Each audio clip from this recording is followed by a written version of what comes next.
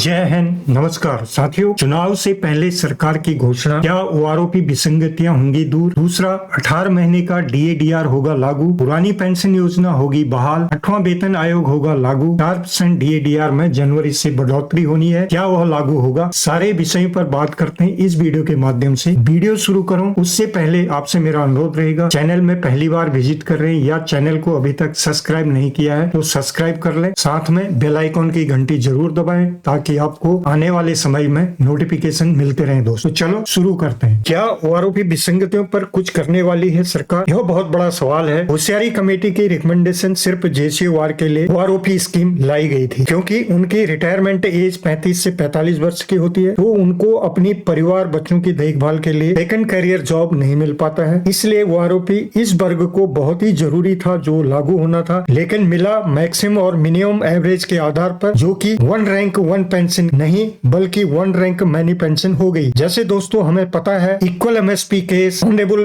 Delhi high court में चल रहा है, आने वाले समय में उस पर सुनवाई होनी है। एक्स ग्रुप ए का केस भी माननीय अदालत में है और प्रीमैच्योर रिटायरमेंट केस भी फाइल होने जा रहा है, जो कि voice of ex serviceman society इसको केस को फाइल करने जा रही है। दोस्तों जितने भी विसंगतियां हैं जो माननीय अदालत में है उस पर आस टिकी हुई है, क्योंकि आशाएं माननीय अदालत पर टिकी है, क्योंकि सरकार ने न तो पूर्व सैनिक से बात करना चाहा और नहीं इस पर आने वाले समय में कुछ आशा है, और इसका असर ओआरओपी 3 में भी आपको देखने को मिल सकता है। दोस्तों सेकंड में बात करेंगे 18 महीने का बकाया महंगाई भत्ता, जो कि वित्त मंत्री जी को कई प्रस्ताव मिलने के बाद भी बजट सेशन में इसका कोई भी वहां पर अनाउंसमेंट नहीं हुआ। केंद्रीय कर्मचारियों के संगठनों ने इस पर माननीय वित्त मंत्री जी को कई पत्र लिखे और एक्शन 0 हुआ। इवन बजट सत्र में उम्मीद थी पर निराशा मिली। तो जैसा कि आप देख पा रहे दोस्तों, ये जो 18 मंथ डीएडीआर था ये कोविड पीरियड का था, जो कि जनवरी 2020 से जून 2021 तक 18 महीने का बकाया था, ये इसको मिलना था, लेकिन इस पर भी कुछ संभावनाएं नहीं है दोस्तों अभी तक। अब बात करेंगे पुरानी पेंशन योजना। देश में कई राज्यों ने इस योजना को बहाल कर दिया है और इस पर भी सरकार का जवाब है कि सरकार एनपीएस को बेहतर बनाने के लिए उस पर काम कर रही है। वो ओल्ड पेंशन स्कीम पर भी कुछ नहीं होने वाला है दोस्तों। जैसा आप यहाँ पर देख पा रहे हैं, बजट सत्र पर इस पर कुछ संभावनाएं बनी हुई थी, लेकिन एनपीएस में भारी बदलाव की तैयारी में है सरकार। जैसे कि एनपीएस को अमूल चूक बदलाव की तैयारी में सरकार, ब्याज तथा पेंशन के साथ शामिल किया जा सकता है, और उनका सरकार का कहना है कि ओल्ड पेंशन स्कीम लाने के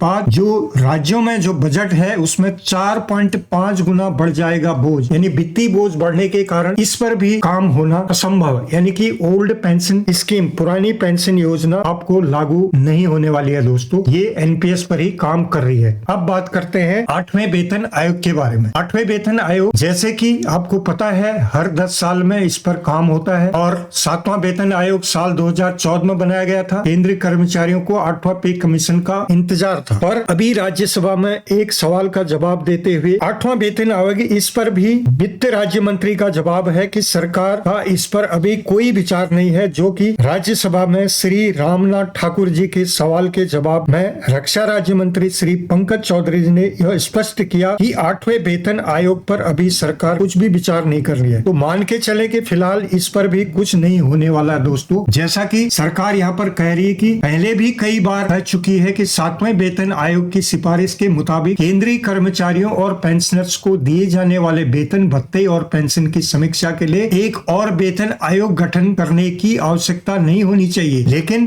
पे मैट्रिक्स की समीक्षा और संशोधन के लिए नई व्यवस्था पर काम होना चाहिए। सरकार एक ऐसी व्यवस्था पर काम कर रही है जिससे कर्मचारियों की सैलरी और उनकी परफॉर्मेंस के आधार पर बढ़े। तो ये 8वां वेतन आयोग भी नहीं लागू होगा। इस पर जो आपने देखा कि इस पर कर्मचारियों की सैलरी और उसके परफॉर्मेंस के आधार पर इस पर काम सरकार कर रही है दोस्तों। 5वें में बात करेंगे डीएडीआर, जो कि कंज्यूमर प्राइस इंडेक्स के आंकड़े आ चुके हैं दिसंबर के। इसके आधार पर महंगाई भत्ता तय होता है, जो अभी 46% से 4% बढ़ोतरी के साथ 50% हो चुका है। आदेश का इंतजार है जो कि जनवरी 24 से लागू हो जाएगा। तो माना जा सकता है कि 4% डीएडीआर बढ़ना तय है दोस्तों। अब सवाल उठता है कि क्या भारत सरकार ने पूर्व सैनिकों और केंद्र कर्मचारियों तथा पेंशन भोगियों को दरकिनार कर चुनाव के मैदान में उतरेगी, या फिर इस मुद्दे पर कुछ चमत्कारी घोषणा कर सकती है। यह आने वाला समय बताएगा। फिलहाल अभी 4% डीए के अलावा बाकी जितनी भी मैंने चीजें बताई उस पर कुछ भी काम नहीं हो रहा है दोस्तों, न आगे कुछ मिलने की उम्मीद है। तो ये थी आज की जानकारी। हमारी जानकारी आपको ठीक लगी तो वीडियो को लाइक शेयर करें। फिर मिलते हैं किसी अन्य अपडेट के साथ, तब तक के लिए जय हिंद जय भारत।